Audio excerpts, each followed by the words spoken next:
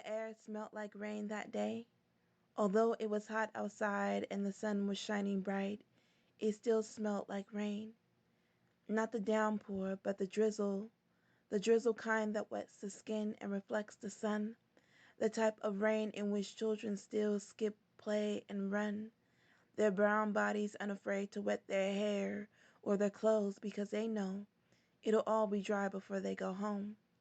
On that day, I took the long way home, the way that cut behind the trees, and as I passed I pretended that the leaves gave me a round of applause for basking in their beauty and doing it silently, without disturbing the grass or the birds, without changing my pace as I walked past the big dogs barking, dogs that were barking and warning, while everyone else remained unfazed.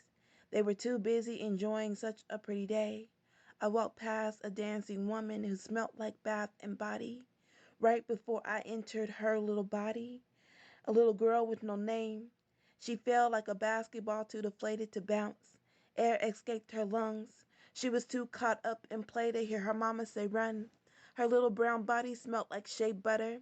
Her hair was all done up in chunky twists. Her unicorn shirt now covered in blood and dirt. I would have stopped if I knew his aim would make me miss his intended target. No one deserves to be cut down like this, especially not kids. Maybe somehow I can reverse it. Walk her through the path that I flew before my still body forced her soul to eject from hers, before I yanked her name right out of her mother's chest. Maybe, maybe, I can show her the flowers in all of those trees, hold her hand and walk her past those big dogs barking, teach her how to smell the rain before it falls. I would teach her how to smell the rain before it falls, and then warn her about ignoring her mother's calls. She was 5.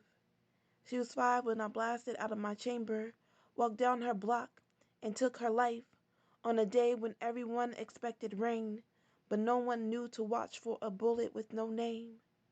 She was 5.